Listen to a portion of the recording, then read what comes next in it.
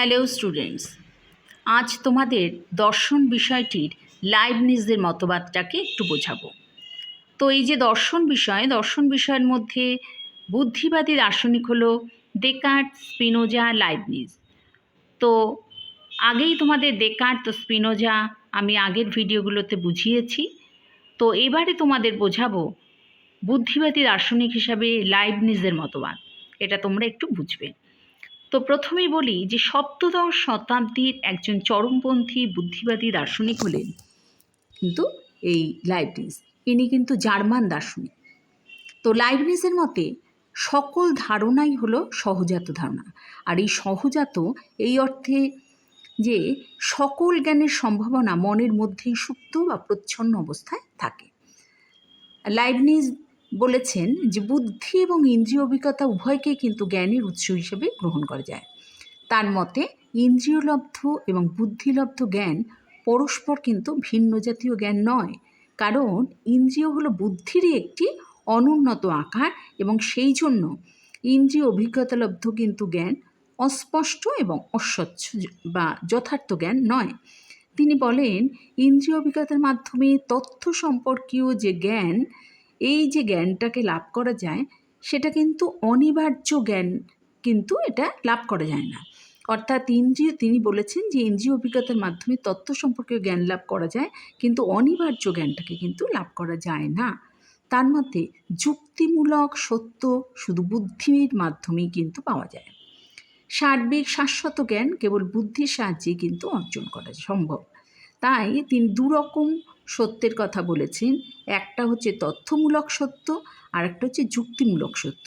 তার মতে এই তথ্যমূলক সত্যটা পাওয়া যায় অভিজ্ঞতার মাধ্যমে, আর যুক্তিমূলক সত্য এটিকে পাওয়া যায় বুদ্ধির মাধ্যমে।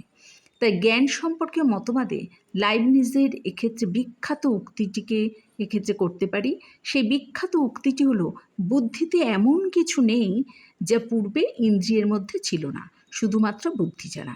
এটা কিন্তু তার একটা বিখ্যাত উক্তি। তো লাইবনিজের মতে আমাদের মন একটি চিৎ পরমাণু বা মনাড, MONAD, একে বলা হয় মনাড, চিৎ পরমাণু বা মনাড। চিৎ পরমাণু হলো ছিদ্রবিহীন বা গবাক্ষহীন বা জানালাবিহীন। বাইরের জগৎ থেকে কোনো কিছুই এর মধ্যে, অর্থাৎ এই চিৎ পরমাণুর মধ্যে প্রবেশ করতে পারে না। বাইরের কোনো বস্তুই মনে কোনো সংবেদন তৈরি করতে পারে না। তার মতে অসংখ্য মনাড রয়েছে। এই যে অসংখ্য মনাড রয়েছে, যারা নিজেরাই এক একটি স্বয়ং সম্পূর্ণ জগৎ। ফলে আমাদের সব ধারণাই মনের মধ্যে প্রচ্ছন্ন বা সুপ্ত অবস্থায় থাকে। যেমন এক্ষেত্রে উদাহরণ হিসেবে বলতে পারি যে পাথরের মধ্যে মূর্তি সুপ্ত অবস্থায় থাকে, আর প্রত্যেকটি মনাড নিজেই তার অন্তঃস্থিত জ্ঞান ও শক্তির বিকাশ সাধন করে। তাই বুদ্ধি ওই যে প্রচ্ছন্ন ও সুপ্ত যে ধারণা, সেই সুপ্ত ধারণাগুলিকে ব্যক্ত করে। সুতরাং ইন্দ্রিয় নয়, বুদ্ধির সাহায্যেই কিন্তু যথার্থ জ্ঞান লাভ করা যায়। তাই লাইবনিজের মতে বুদ্ধি হচ্ছে একমাত্র যথার্থ জ্ঞান লাভ করার উপায়।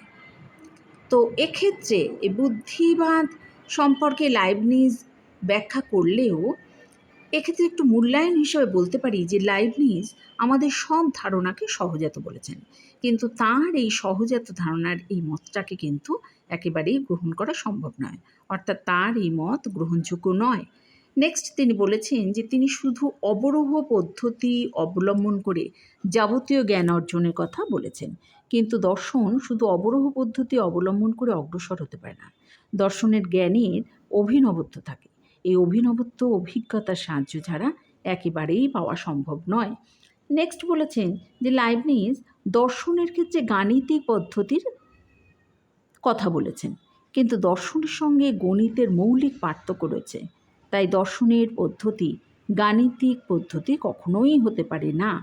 আর লাস্টলি বলেছি যে লাইবনিজ চিৎ পরমাণুর সুপ্ত শক্তির বিকাশের সাহায্যে জ্ঞানের ব্যাখ্যা দিয়েছেন, কিন্তু এই যে চিৎ পরমাণু, এই চিৎ পরমাণু বা মনের সুপ্ত শক্তি বিকাশের জন্য কিন্তু অভিজ্ঞতার প্রয়োজন হয়। তো এইভাবে লাইবনিজের মতবাদটিকে মূল্যায়ন করা গেল। তো এটা হলো তোমাদের লাইবনিজের মতবাদ। বুদ্ধিবাদী দার্শনিক হিসেবে অর্থাৎ চরমপন্থী বুদ্ধিবাদ রূপে লাইবনিজের মতবাদটিকে বোঝানো। তো এটা তোমরা একটু বুঝে নিও।